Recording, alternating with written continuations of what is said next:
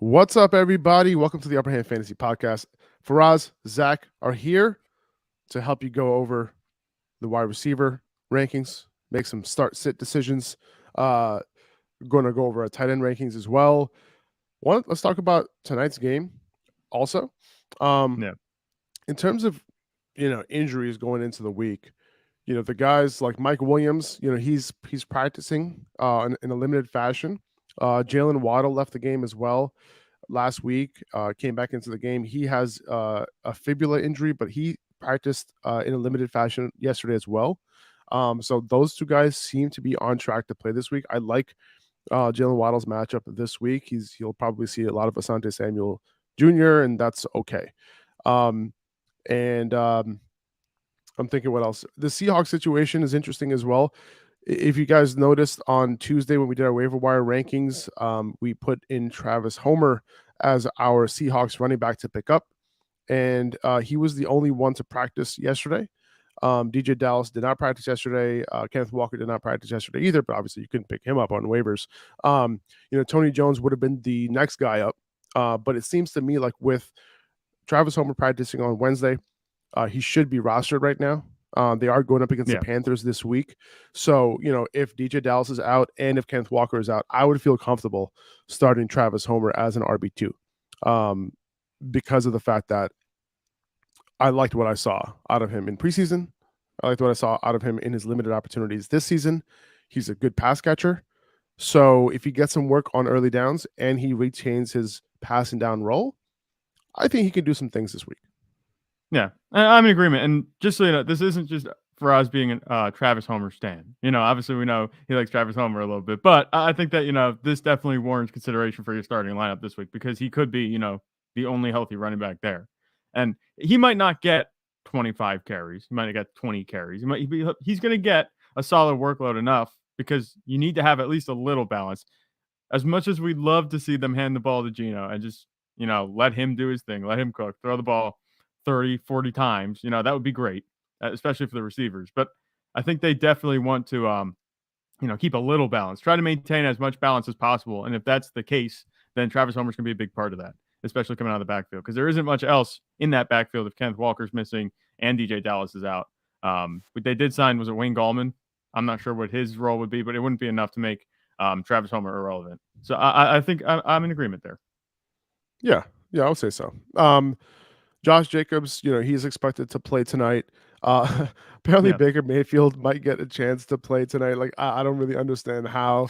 Apparently they gave him the playbook on the way in, but I don't know, man. Like, if he plays tonight, it's going to be a little bit of a mess, but, we'll see what happens. Look at the offense. It's probably like the practice squad that's out there at this point, So if you just put somebody else in there that doesn't have a whole lot of game experience, doesn't really know the playbook, you could dial up simple plays and hope for the best. I mean, this should be a win for the Raiders, even though they kept it close with the Seahawks last week. The Rams just are not a good team right now. They're not going to be because they're missing not only a bunch of talent with Matthew Stafford, Cooper Kupp, and them out, but even when they were on the field, they weren't that good. So they're definitely hurting right now. I think that the Raiders are going to get this one. The only players I'm really interested in terms of a fantasy perspective for tonight's game would be guys on the Raiders. And they're the usual suspects. It's Devontae Adams. It's Josh Jacobs. I'm not sure. Darren Waller isn't playing, right? But he's close. No, he's not playing this week. I think he said he'll be good to go next week. Right. 15. So yeah, maybe Foster Moreau. And then Derek Carr, as we know, we have higher expectations for him, so he might not do very well tonight. We'll see. Remains to be seen. But the Rams, I'm not interested in really starting anybody. Yeah. Derek Carr, he has a good matchup this week. We don't know if Jalen Ramsey's really going to stick with Devontae Adams. He hasn't really been shadowing a whole lot, but still, like on that left side, the Rams have given up a ton of fantasy points to wide receivers. That's where Devontae Adams runs most of his routes from. So, he's in for a good matchup. We'll see what the Rams choose to do, whether they choose to shadow Devontae with Jalen or not. That seems to me like if I were the Rams, I would just do that. Right? Like it seems to me like they've been giving up so much production through the air over the last 4 weeks. I think they've given the most passing yards to quarterbacks over the last 4 weeks. So, they got to keep Devontae in check because he's just been balling. From a fantasy perspective, we don't want him to. But, we kind of, that's what would make sense to me, at least. If you're interested in looking remotely competitive, I think that's what you have to do. But the Rams, I think they're kind of given up on this season. I think they're tanking to get an earlier first round pick. Oh wait, Oh wait. they don't have one. Let's see. Trevor Lawrence, he didn't practice on Wednesday. What looked like a knee injury turned into a sprained toe. So he has a sprained toe, and he didn't practice on Wednesday, but he said he'll be good to go to play this week. I wouldn't worry about it too much. DeAndre Swift back on the injury report with an ankle injury. You know what that means. I don't know what that means. He picks up a designation. I don't want to say that he's going to go back to the minimal workload that he had before, but this kind of dashes my hopes a little bit for him, getting that same role that we saw last week. I wouldn't be surprised if we saw Jamal Williams get more carries.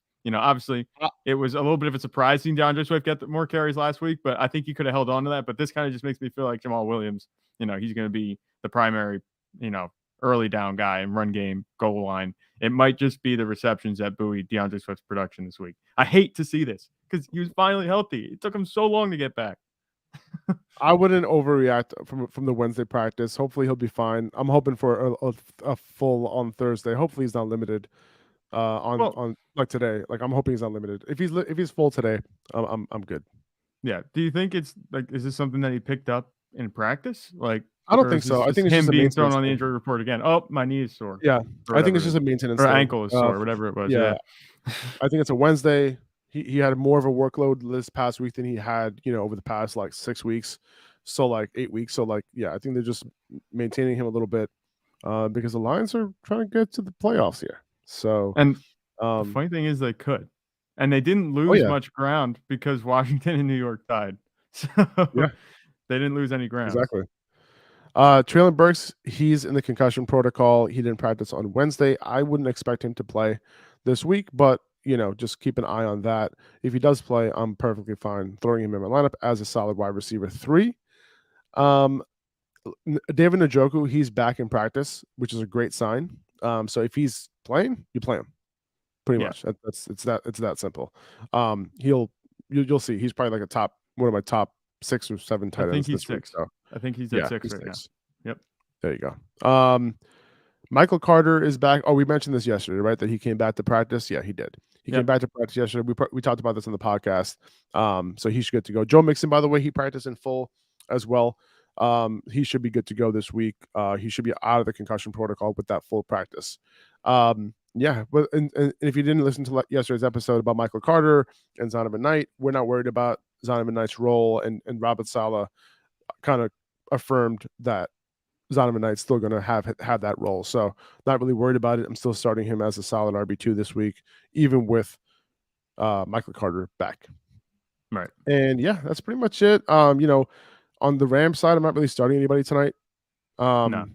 Honestly, like Cam Akers, like, if you're really desperate at running back, where did I have Cam Akers yesterday? I think I had him at the top 30 running back. I had him around 27 to 28 or something like that. 28. Yeah. So something around there. So he's a high-end RB3-ish type of guy. We'll see what the Rams want to do. It'll be interesting to see. Like, will he get another big workload? Who's going to be the passing down guy? I'm also interested in that as well. If Baker Mayfield comes in and becomes their quarterback, target distribution might change a little bit. Maybe he likes to dump it down more. We'll see. Yeah. I'm not sure. Like we said, this is kind of liable to go any direction with these running backs because last week it was Kyren Williams. This week it's Cam Akers. So, the week before, I should say. Go ahead. Devontae Adams, you're obviously starting him. Derek Carr, he's like a high-end QB2 this week. Mac Hollins, he's like a desperate flex, but somebody that could get you 10 points in a PPR league if you need it. Although the Rams have been doing relatively well on that side, but they've been letting up a little bit. So overall on the perimeter, the Rams haven't been great. So I think Mac Hollins is a decent start this week, as a low end. I would say borderline wide receiver 3. We'll see where I have. I think I have him around 30. I think that's about it, guys, for the game. So let's get right into the wide receiver rankings. Let's get right into it.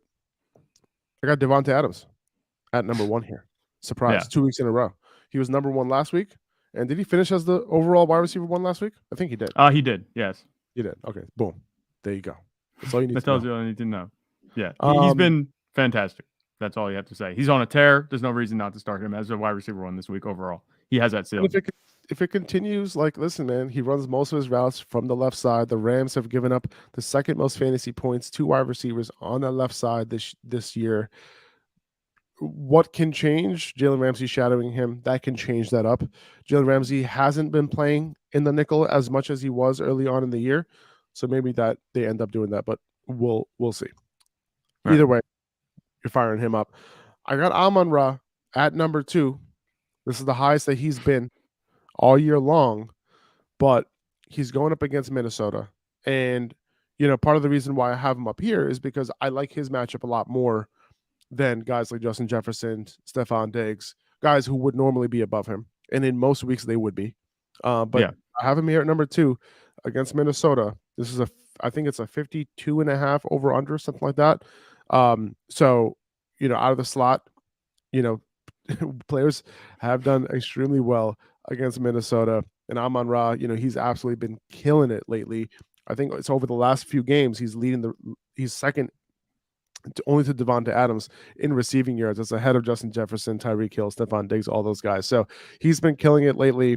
And this matchup is one of the best that you're going to see for all of these wide receivers. And, there could be a lot of points scored in this one. Yeah, no, I was kind of surprised. I'm not gonna lie, when I saw that Amon-Ra St. Brown was at 2, but then I was like, hang on, wait a minute. Gotta look a little deeper than this. And we see that he's playing Minnesota, like you said. And that justifies it, right there. Because Minnesota has been allowing tons of points. They allowed Mac Jones to throw for almost 400 yards. A bunch of guys had good games that week. Last week, same story with the Jets. Garrett Wilson had a big game. Amon-Ra St. Brown, he's been playing, like you said, a man possessed. So I think that he's going to be fantastic this week. There's no reason not to have him at 2. I think you have to keep him under Devontae Adams. It makes sense because Devontae Adams has been on a similar tear, if not a better tear. He's scoring more. And he has a great matchup too. Yeah, and he has a great matchup. That's true. But I don't think. I think there's definitely merit to having him here at 2. Some people might not agree. They might be like, "Oh, you're overvaluing the matchup." That's not the case with this defense. Minnesota's defense is just perfect for fantasy football production. And Amon-Ra St. Brown, this whole Lions offense, has been much better, and they've been really on a tear. So I think that Jared Goff and them could get it done this week. And having him at 2, I think it makes sense. Yeah, I mean, regardless, Amon-Ra is going to be a top 6 wide receiver, with these other guys, Devonta Adams, Tyreek, Justin Jefferson, Stefon Diggs. He's going to be there. So it's just a matter of number 1, who's hot. Number 2, who has the best matchups. Number 3, who's a legit good wide receiver, and that's what makes this top 6 right here. And that's how we're going to shuffle these guys. But Amon-Ra, like this week, really excited to see what he could do. That touchdown regression that he has, positive regression has come his way over the last couple of weeks. Let's see if it continues. I like Tyreek Hill's matchup a little bit, especially. Well, we'll see, because there is, Bryce Callahan. We'll see if he ends up playing in this game. He has a groin injury.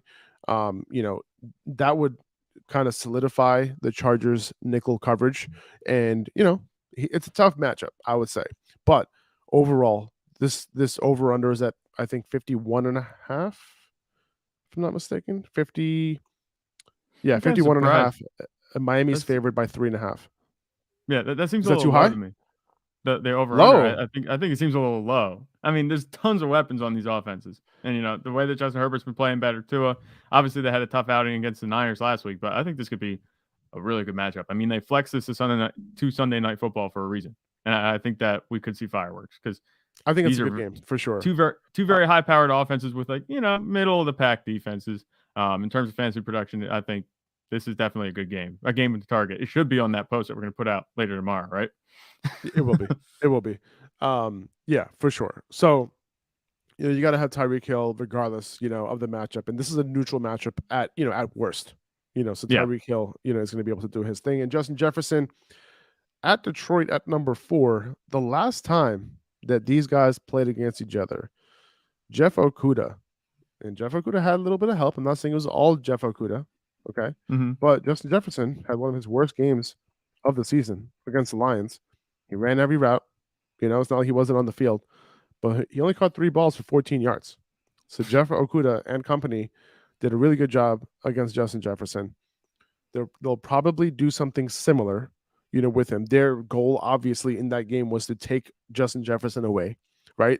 It's not like they put Okuda on him. They're just like, okay, you handle him. No, they're going to give him a little help, which makes sense.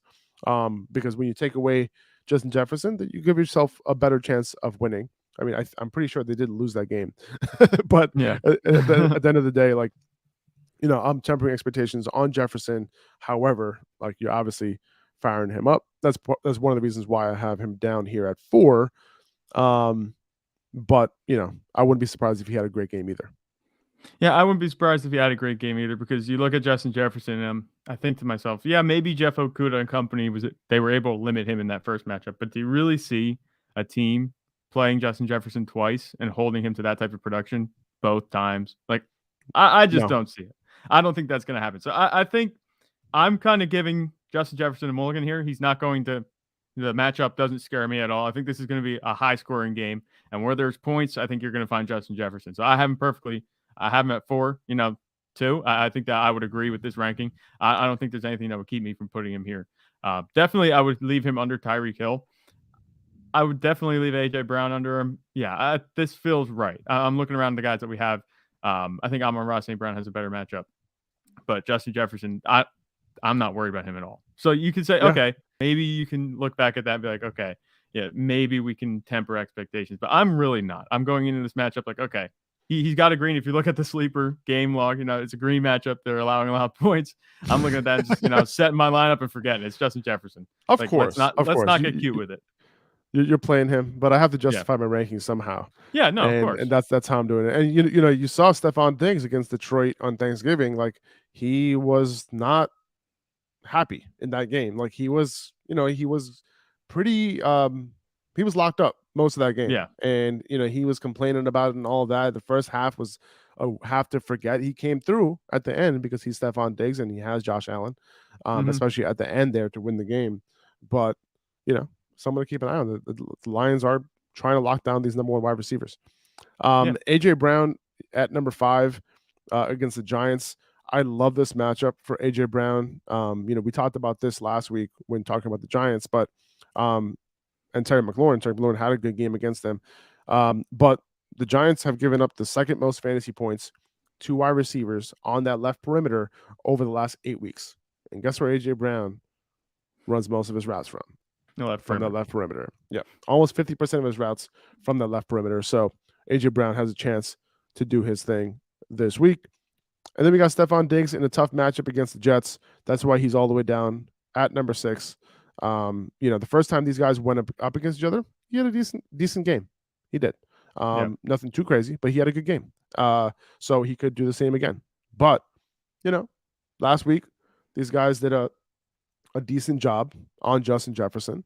And, they could do a decent job on Stefon Diggs. So out of all of these guys, I think Stefon Diggs probably has the lowest ceiling of the bunch this week.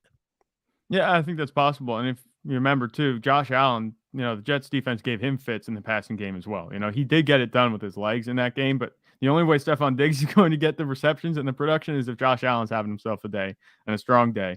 We're not sure if that's going to happen. It is a divisional matchup. The Jets, they're very good on defense. So I think tempering expectations here with Stefon Diggs is good. I wouldn't put him over, A.J. Brown or Justin Jefferson or anyone like that. But leaving him here at 6, it might feel low, but I think that you're onto something here. As far as the matchup goes, because they got 2 lockdown corners pretty much, New York. And obviously they've allowed some points these past few weeks, but I wouldn't expect that to continue as a regular trend. Yeah, I mean, the good offenses, when a good offense and good defense meet, it's like what's going to happen. Usually the offense wins that. Usually, yeah. Based how the NFL rules are and all of that. But yeah, we'll see. It's going to be a good game. The Jets in another one. This is a very important game for the Jets here. Jamar Chase at 7 against Cleveland. Cleveland has been, they've been giving up a lot of fantasy points to perimeter wide receivers, but when you look at what they've done against number 1 wide receivers, they've been holding it down for the most part, which is why I didn't have him too high here. I mean, obviously he's at, this high is high enough. He's a solid wide receiver 1. Yeah. But when you look at what they've done against like number one wide receivers, like on the outside, they like look at Tyreek Hill, 5 for 44 and only a touchdown. Jaylen Waddle, 4 for 66. Stefon Diggs, 4 for 48. Chris Godwin last week, I'm sorry, 2 weeks ago, out of the slot, he went 12 for 110, but he was running all of his routes from the slot. Mm-hmm. And there've been multiple wide receivers who didn't necessarily go off on the outside. So this is one of the situations where I'm tempering my expectations. But obviously, you're starting Jamar Chase. T. Higgins might end up going off because of it, because if they, put more of their attention on Jamar Chase. But all in all, overall, this is a decent matchup. It only isn't as good if Cleveland focuses on Jamar Chase and kind of like double teams him, brackets him a little bit. But I would assume that Jamar Chase, he can get it done in any matchup. He can take the top off of any defense. I wouldn't worry about it with him. Yeah. I think I mentioned.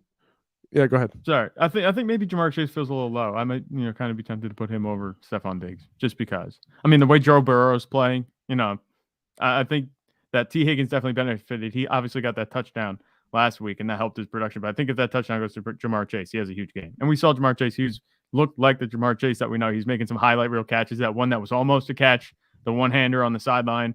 It would have been cool if he could have completed it, but Joe Burrow's looking for him. I think that was kind of a quiet performance for him by his own standard last week. So I wouldn't be surprised to see him, kind of pop off in this matchup. I mean, Cleveland isn't, like you said, a perfect matchup, but they're not like a bad matchup either. So I trust Jamar Chase to take care of business, especially with, like I said, with the way Joe Burrow's playing. He's just on fire.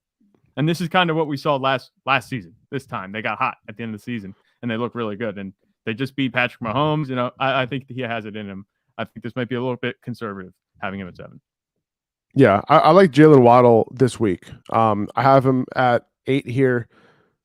The Chargers have given up the 5th most fantasy points to wide receivers on that left perimeter, and the 7th most this season. And Jaylen Waddle runs most of his routes from that left perimeter, so I do like him this week. I would assume, like the way that I'm thinking that the Chargers defend these guys, I think what they're going to do is they're going to have, what's his name, Asante Samuel Jr. shadow Jaylen Waddle, and then I think they end up bracketing Tyreek Hill. Whether or not Bryce Callahan plays, especially on the routes that Tyreek Hill runs out of the slot, I think they end up bracketing him there. That's how they're going to try to attempt to do this, but it hasn't worked. We're with Tyreek Hill this year. Like, I think this is another game where Tyreek Hill can potentially go off. So I'm not really worried about it. Whether or not Bryce Callahan plays doesn't matter to me. It's not really going to affect Tyreek Hill that much. I mean, Bryce Callahan's a good nickel corner, but still, like, Tyreek Hill's going to take care of business. And I think Jaylen Waddle, he's been a little bit quiet. I think he could pop off in this game. Yeah, the problem you run into with these Dolphins receivers is they both have run right past you and go the end zone speed, so it's like you can't leave them really one-on-one because they're liable to be beat anytime, any corner. Like, nobody's going to match Tyreek Hill's speed. Jaylen Waddle's right up there in speed, so they just have speed on speed at wide receiver. So bracketing them, like you said, is what's going to be required. I'm pretty sure we're not going to see many one-on-one looks for these guys because of the way that they play. And that might be good. They can find the soft spot in the zones. I think that this Chargers defense isn't very good. And like we've had them for pretty much all season, Tyreek Hill and Jaylen Waddle are both strong wide receiver 1 options. And that's funny to say. Still, I still think it's funny to say because who would have thought we'd have this pairing? I remember earlier coming into the season, I was like, the Jaylen Waddle breakout isn't going to happen. He still had a pretty solid season. Obviously, he's not matching reception totals, but these two guys, they're both startable. Like, you could swap them every week in terms of where we have them ranked. Like, Jaylen Waddle could be the 3rd wide receiver 3, and then Tyreek Hill could be the wide receiver 8. I think they're going to finish inside the top 10, more weeks than not. And that should happen against a Chargers defense that isn't that good. Agreed. And Chris Godwin, I have him here at 9. He runs most of his routes from the slot, and the San Francisco 49ers have given up the 6th most fantasy points to slot wide receivers this year. This is a matchup that we have been taking advantage of every single week with whatever slot wide receiver goes up against the 49ers. We saw Tyreek Hill have some big plays out of the slot last week as well. So, regardless of who it is, I think, he's going to be able to get it done. That's why he cracked the top 10 this week because of that. And, he's been Tom Brady's favorite target, lately. Oh, yeah. And, the reception totals have been up there. The targets have been up there. And I think in this game, if anyone's going to do anything, on Tampa, it's going to be Chris Godwin. Yeah, that's what I was going to say. Do you think maybe this is like, the skeleton key to beating, the 49ers defense? Because, they have that weakness at slot, and this is where Chris Godwin's been getting it done all season. That's the problem, though. That's it. Like that's their only weakness. I don't think Yeah, it'll be enough to beat them, But yes, like Godwin will put up numbers, but that's what I mean. Yeah. I don't know if the Bucks are going to be able to put up too many points in this one, especially in San Francisco. Yeah, we'll have to see how it goes. But with Chris Godwin, I think you fire him up again. And like you said, some people might be like, "Oh, well, he's only making production off of the catches." Well, who cares how he's making that production if he's having the consistency, the week to week consistency that he's had these past few weeks, and he has upside. He catches a touchdown, you're in good shape, and I think that's very possible this week against the Niners. If they're going to score a touchdown, it's probably going to go through Chris Godwin. Obviously, Mike Evans has just been in a slump. I'm not sure what that's about. Maybe there's something else going on there, but he hasn't been playing the way that we're used to seeing him play. And obviously, the running backs in Tampa Bay, they're good, but they're not, game changing at this point. So I think Chris Godwin's going to be able to get it done this week. He's been elite in terms of his consistency. And like I said, with the targets that he's been getting, he has 2 straight weeks now with 13 targets. I don't expect that to change. Double-digit targets again should be on the menu. I got CeeDee Lamb at 10 here to round out the top 10. He's been solid, all year long. Houston does not give fantasy points up to wide receivers. They've given up the 3rd least fantasy points to wide receivers over the last 8 weeks, the 4th least over the course of the season. So this is not a defense that gives up a lot of production, number one. And number two, like, they might not need to throw the ball that much in this game. Like Zeke and Pollard are going to literally, I would say, what's the over under on the rushing attempts by the running backs in this game? Like 40? I have no idea. Is there a no? I'm just asking you. Like, I'm asking you. Me? Like, what do you think the number is going to be? The combined attempts from these running backs. I would say like 20, like 37, 38, something like that. Like 18 attempts each. It could be. I think it kind of caps out, like you said, at 18 to 20 each. I wouldn't expect like a humongous performance from either of them. It's not going to go one way or the other. But if that's pretty big though. That's pretty big. Like 18 carries for 2 running backs. That's a lot.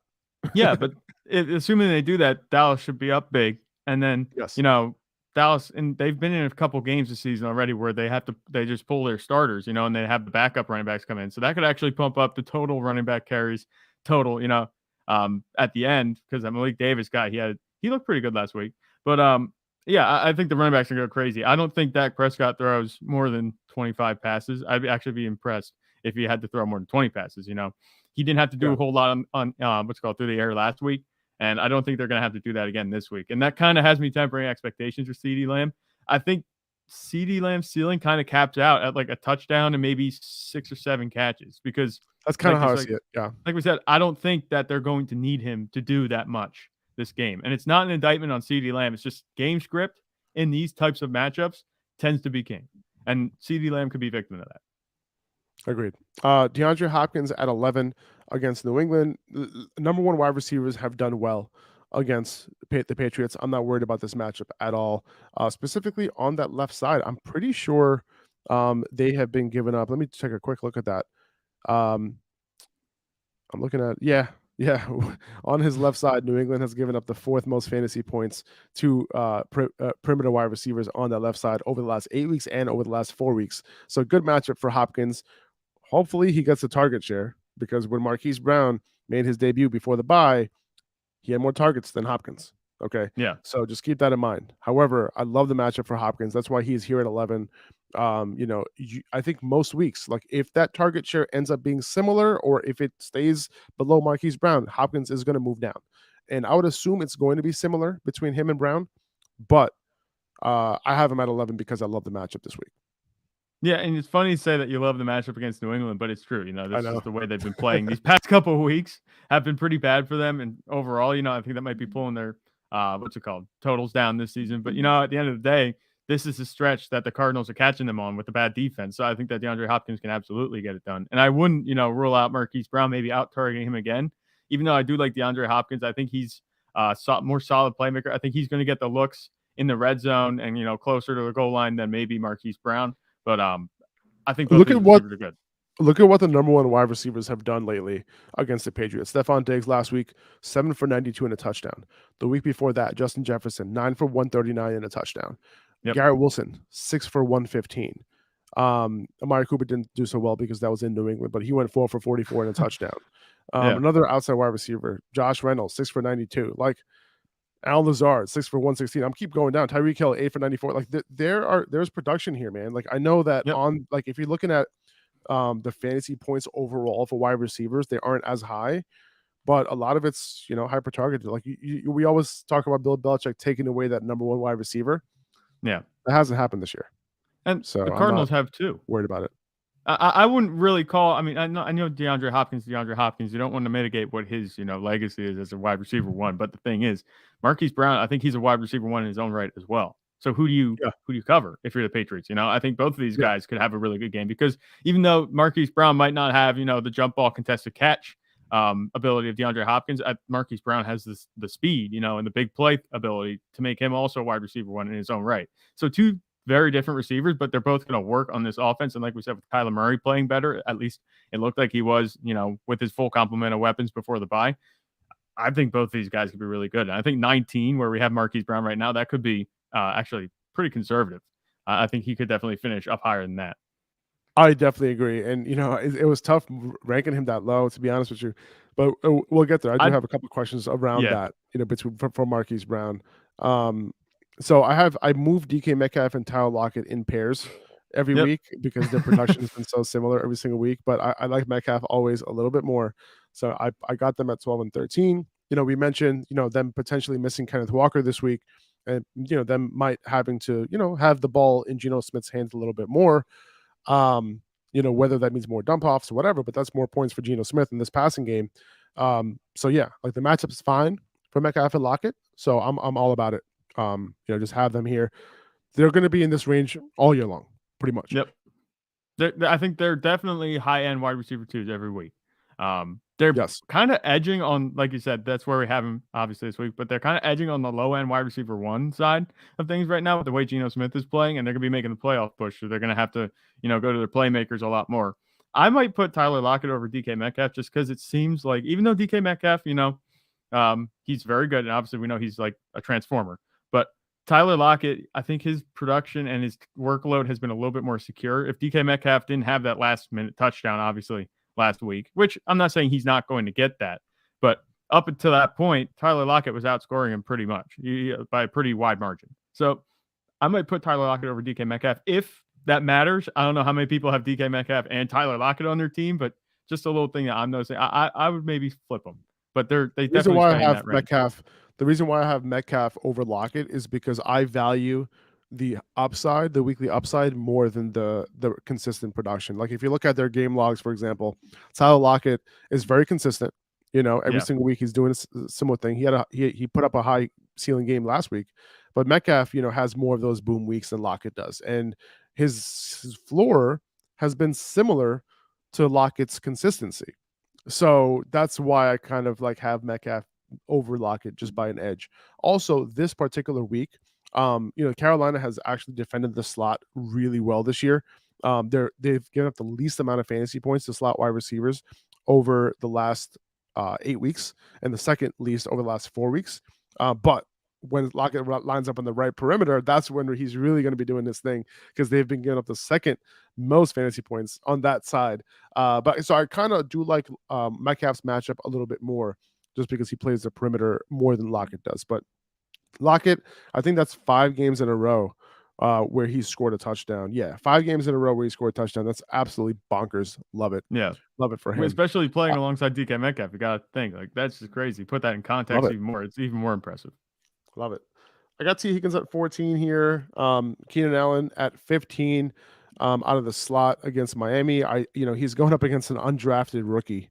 Keenan Allen is this week. So, that I know you talk to Miami fans, they love this guy. He's a good story and all, but he ain't no match for Keenan Allen. Okay. No. Christian Kirk at 16 against Tennessee. Tennessee has been decent against the slot this year, but they've given up a ton of fantasy points to wide receivers as a whole.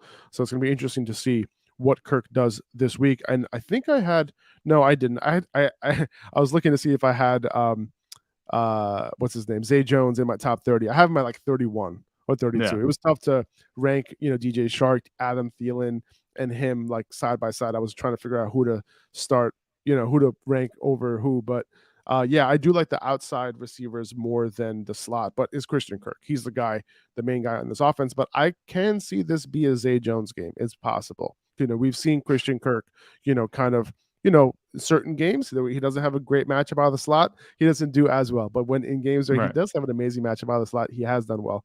So we'll see how that goes this week. But if you do have Zay Jones, if you're looking for somebody like a little sleeper or something, you need somebody to throw in, he can do his thing, because on the perimeter, the Titans have given up the most fantasy points to perimeter wide receivers this year and over the last 4 weeks as well. So Zay Jones can get it done for you as a solid flex play.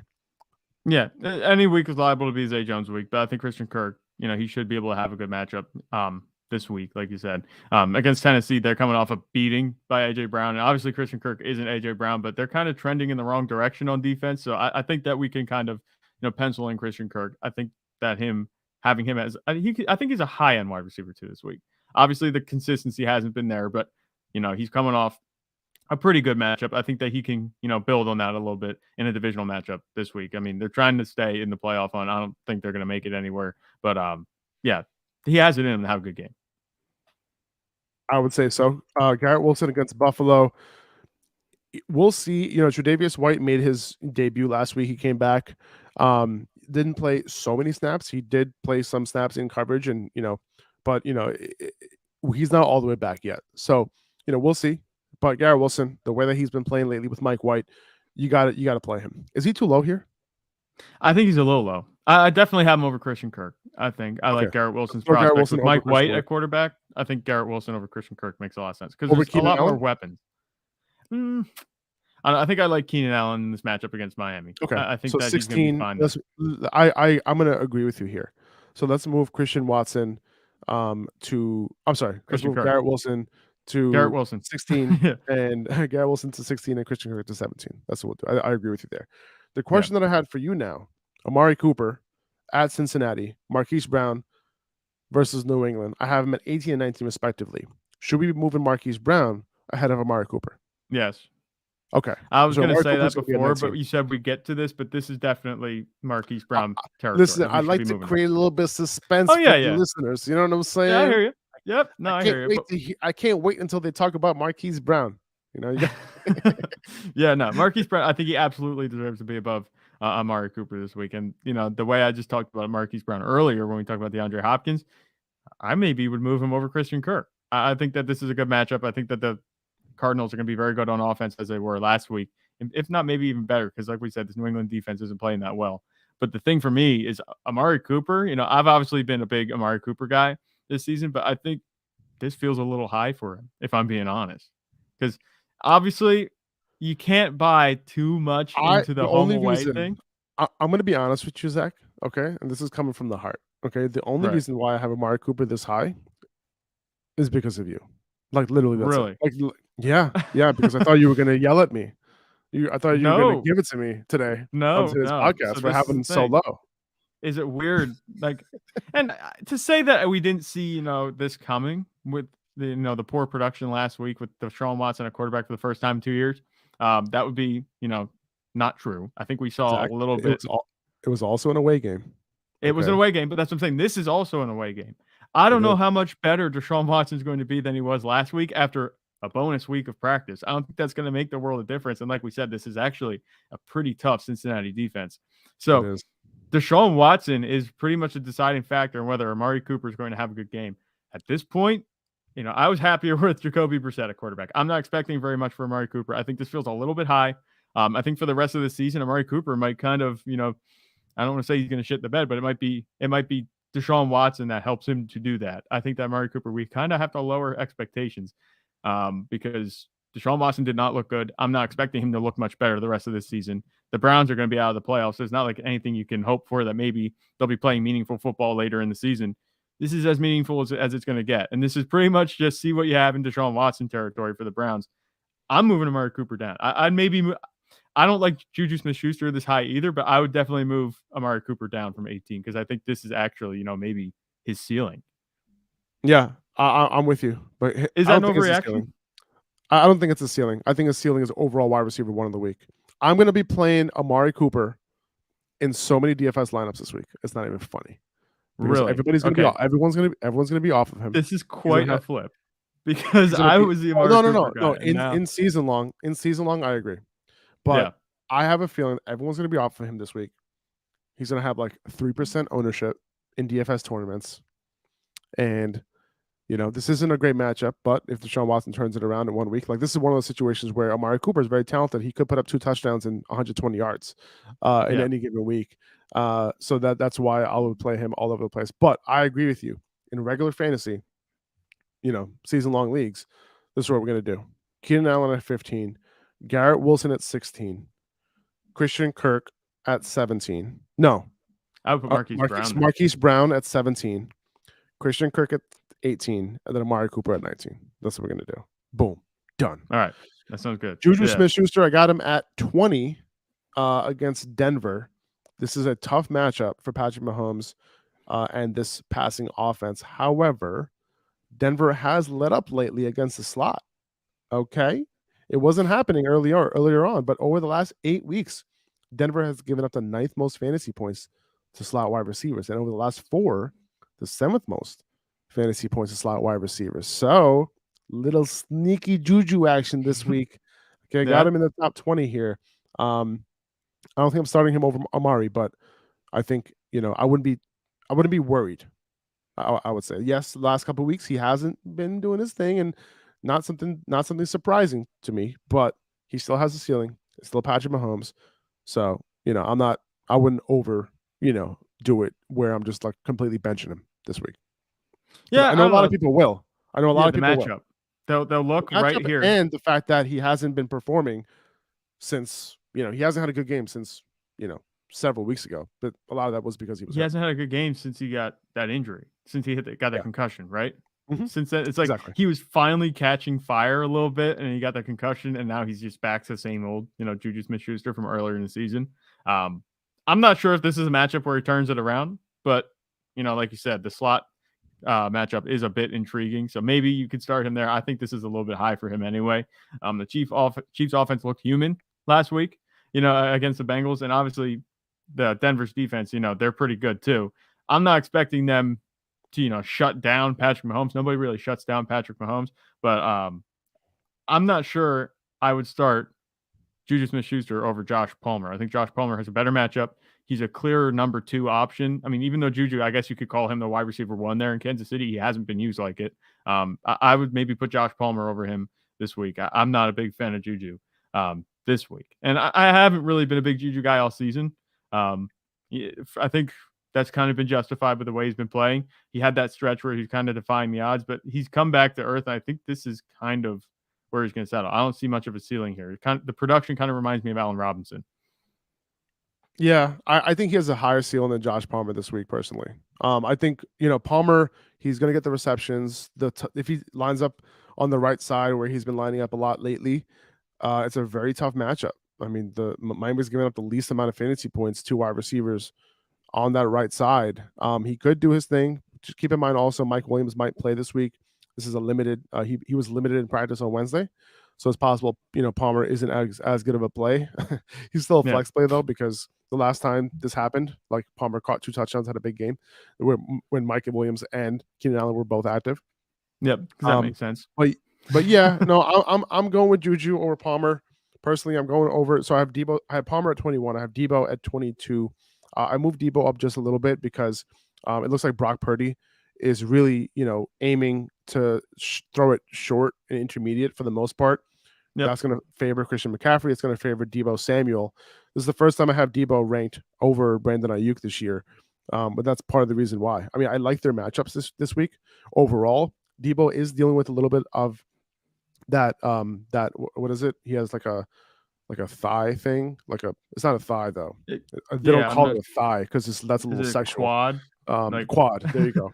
Yeah, they're calling it a quad. I call it a thigh. What are you gonna do?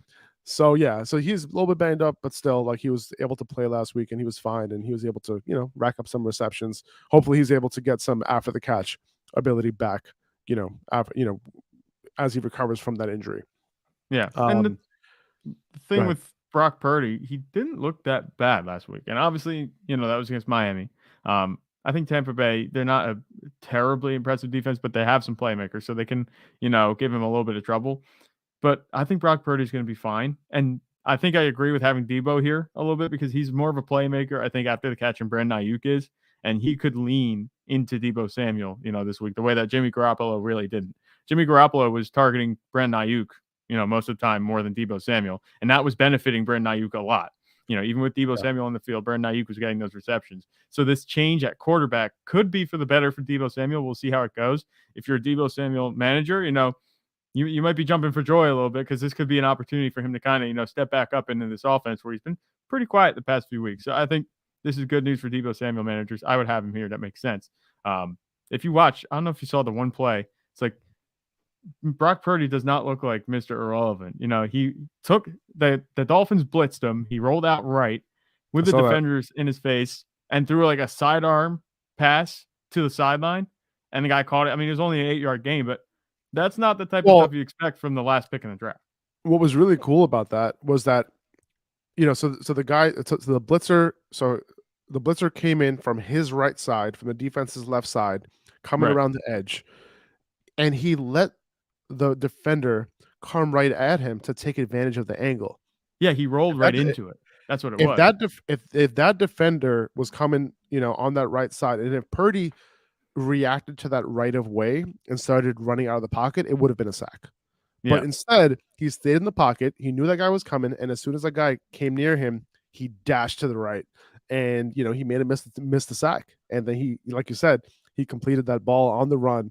Right, that was a very impressive play. I saw that, and that was awesome. It doesn't look like it's going to be all that bad. Obviously, does anyone expect Mr. Irrelevant to lead the Niners to a Super Bowl or something like that? No, but in terms of fantasy production, it looks like they're going to be fine in the regular season, These 49ers fans are so funny. I have a lot of 49ers friends, and 49ers Twitter is hilarious. They're talking about Jimmy Garoppolo potentially being back, maybe for an NFC Championship game, and everyone's so excited, and it's like, guys, make it to the NFC Championship game first. Everyone's just assuming that they're going to make it to the NFC Championship game. Yes, they have a great team. They could get there with Brock Purdy if their defense continues to play lights out. Yep. But still, do you really think, can you get past the Cowboys? Can you get past the Eagles, with Brock Purdy as your quarterback? I don't know. Let's think about that first before you worry about Jimmy Garoppolo coming back for the playoffs. That's just going to be interesting. Don't get me wrong. I love the whole story of Brock Purdy. I think this is going to be really interesting going down the stretch, but like you said, I'm not sure if they're going to be, going anywhere this season as far as, playoffs are concerned. But I think it looks like from what we saw last week, and we'll see how it goes this week, I think he's going to be fine too, that they'll be relevant. There shouldn't be too much change in terms of the fantasy value of the other players on the offense like we've seen when other quarterbacks go down.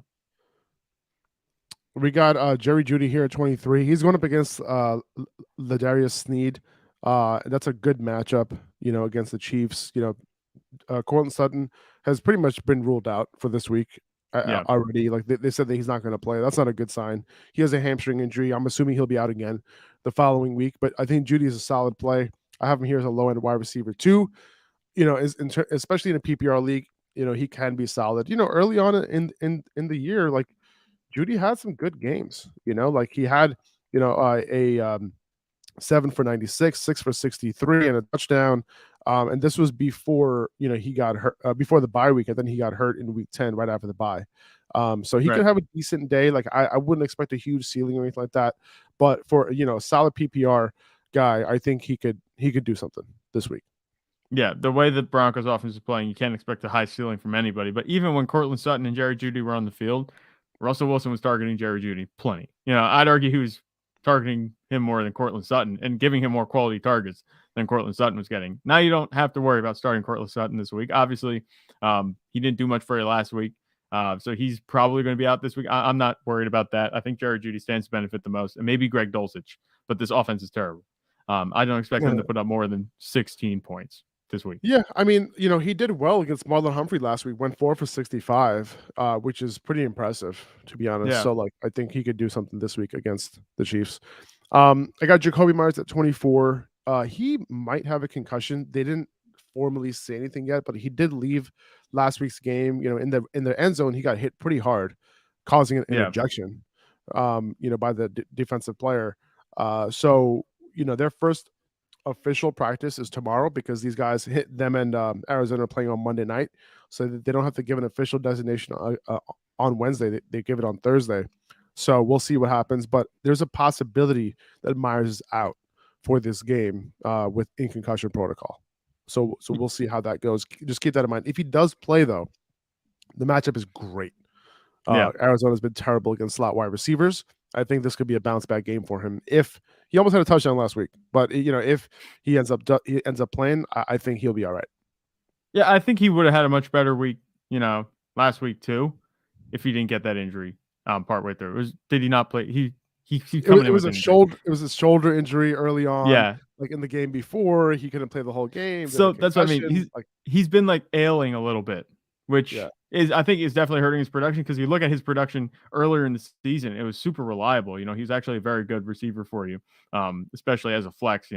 He was putting up 12, 14 points a game with a relatively decent ceiling. And the past few weeks, he's just kind of been what we expected him to be pretty much. He was definitely exceeding expectations earlier this season. But even if he does play, I would just temper expectations, because I know it is a good matchup, but the Patriots offense hasn't been playing very well as of late, even though it is a good matchup. And Jakobi Meyers, like we said, if he's coming off an injury, he's been ailing the past few weeks. We've seen what that's yielded for him. He's only had 10 catches the past 3 games. So I would temper expectations a little bit. I don't think this is really a ceiling play, but if you're in a spot where you want to hold on and see if he can do something for you, as a last gasp, but maybe make the playoffs, you could do that. It doesn't help that this is a Monday night, because now you have to make a decision to either hold on to him and ride him out and then he doesn't start. That would suck. Or if you have a better option available, like if you have Jerry Jeudy, are you starting him over Jakobi Meyers? I mean, obviously he's higher in the rankings, but like, what about a guy like Devontae Smith? What do you think? Yeah, it depends. So if I know Jacoby's playing, then yeah, I'm playing him over Devontae Smith this week, because I don't love the matchup for Devontae Smith this week. But Jakobi Meyers, I would watch the practice reports. If he does not get a full practice on Saturday, I would assume that he's not going to play, and I would not play him. If he gets a limited on Saturday, that means he's probably not going to play, because in order to pass the concussion protocol, assuming that he's going to be in the concussion protocol, we'll find out today. But yeah, in order to pass the concussion protocol, you have to have at least one full practice in order to be eligible. And then on top of that, on Sunday, you might not even know, because they might not declare these out of the concussion protocol until Monday. So that would be annoying as well. So I would only, obviously, going into Sunday, you have to know whether Myers is cleared or not. And that's pretty much what it comes down to. Right. We've had this situation, it feels like, a lot, because the same thing happened, I think, with Keenan Allen and Mike Williams the other week too. Yeah, and then Joe Mixon, it happens. Yep. It happens. It happens a lot. Devontae Smith, solid play. He's been up and down. Last week he had a great matchup and he came through.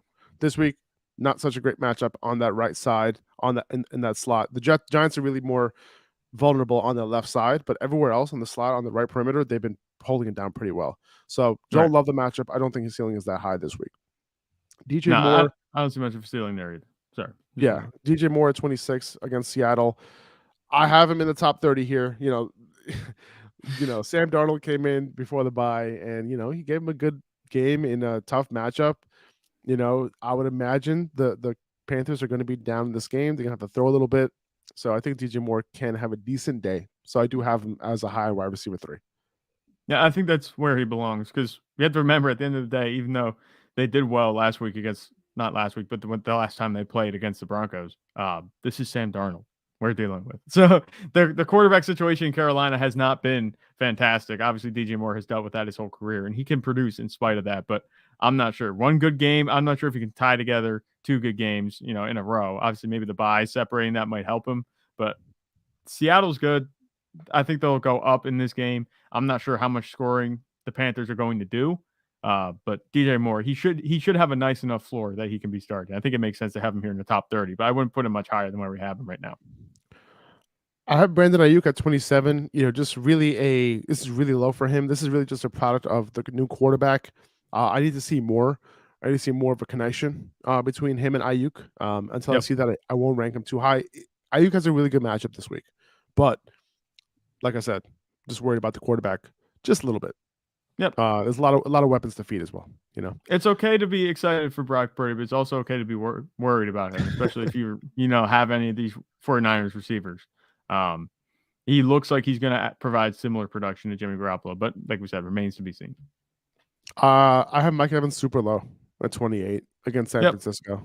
He's earned it. I mean, you just can't. This ranking. You can't depend on him right now. If you're trying to make the playoffs, like, how can you depend on him going up against San Francisco? They've been pretty good against perimeter wide receivers. Especially from where he lines up specifically, they've given up the second least fantasy points. On that side. So it's not. I'm not excited about it at all. So like, no. if I have a good option, like, I was like, do I want to start DJ Shark? Like, DJ Shark has a higher ceiling than Mike Evans this week. I have DJ Shark at 29 because Minnesota has been terrible against perimeter wide receivers this year, like I mentioned earlier. So that's why I love Shark this week as a solid flex play, solid wide receiver 3 play. He's been getting it done. He got it done last week. So listen, man, if you you didn't hear it from me, but if you need some upside, you might want to play DJ Shark over Mike Evans. I can't wait. I can't wait to clip this next week. I'm in agreement. How wrong I was. No, I don't think you're going to be wrong. Like I said, this matchup is not good. Mike Evans has been bad. Even if this wasn't against San Francisco, if this was against, I'm not going to say Minnesota, but if this was a neutral matchup, I think I'd still start DJ Shark over Mike Evans. I don't think I'd be starting Mike Evans anyway at this point. I mean, there's probably better guys right now that you have on your team. You probably draft him to be your wide receiver 1, but he hasn't been that for a long time now. And like I said, this doesn't seem to be like, oh, he's just not getting the targets. I don't know what it is, but there's something seriously wrong with the Mike Evans role in this offense. He's not getting those targets. Chris Godwin obviously has come on. He's getting a bunch of targets, but there's no reason for him to have such a quiet game. I don't think he got a target in the game on Monday until like 4 or 5 minutes left in the second quarter. So they're just not looking his way. So I'm not sure what it is. I would maybe put DJ Chark over Mike Evans, and it might be a bit of an overreaction because we still know that Mike Evans has it in him. We just haven't seen it in a long time. Minnesota has given up the most fantasy points to perimeter wide receivers over the last 8 weeks. So something to keep in mind for DJ Chark. And then Adam Thielen, I have him here at 30. It was between him and who else did I have there? I think I had at 31 and 32, I had guys like Zay Jones, Zay Jones, guys like that, pretty much. So he had Zay Jones, Mac Hollins, Corey Davis, Isaiah McKenzie. Yeah, guys like right. that. Those exactly. Boom. There you go. So that's kind of like the guys that I'm looking at 31 through 34. But if you want the rest of the rankings, you can check out patreon.com/upperhandfantasy. The link is also here in the description. You can check that out, and you can see all of my rankings. I'll include flex rankings as well. That's going to be up later today. All right, let's get into tight end rankings real quick. Let's slide through these. Yeah, not much to talk about. No. Travis Kelce at number 1, Mark Andrews at number 2. Notice I didn't even talk about the matchups because who cares? TJ Hawkinson, revenge game against Detroit. One of many revenge game. I can't believe they traded him within the division. Still can't believe that. Yeah, maybe TJ Hawkinson just wanted to stay close to home. I just want to come back and hang out with the guys, twice a week, twice a year. And don't trade me to the AFC. Okay. Detroit's like, okay, no problem. Yeah. So he's at number 3. Dalton Schultz is at number 4. Dalton Schultz, by the way, his route participation increased a ton last week. 91% route participation last week. That is awesome. And if that continues, he's going to absolutely kill it the rest of the way. And don't be surprised. Don't be surprised if he finishes as the tight end 2 behind Travis Kelce the rest of the way. I wouldn't be surprised. I wouldn't be surprised at all. With Dak Prescott, a quarterback, he's a different tight end. And that's what it comes down to. Dak Prescott he's been getting it done. He's been getting it done without running that many routes. Like, for the year, his route participation has been 60%. Okay. Yep. Like I said, 91% last week. Is that going to continue? I hope so. In the red zone, Dallas runs a lot of tight end, lineups and sets. They use a lot of tight ends down in the red zone and on the goal line. So they don't have a whole lot of receivers on the field in those sets. He could get those money touches. He doesn't have to run a bunch of routes. He doesn't have to catch a bunch of passes to produce, at top 5 tight end level. And that's what we're seeing. He's in a good offense. he's good enough as a tight end. Obviously, it was a quiet week last week, but he's finished as a tight end 6, tight end 3, and tight end 1 in 3 weeks since Dak came back. Obviously, there are other quieter finishes in between, but Dalton Schultz is getting it done. And Dak makes Dalton Schultz like Justin Fields makes Cole Kmet. And obviously, they're on bye this week, but that's the comparison I have in terms of their value going up or down with the quarterback that's playing.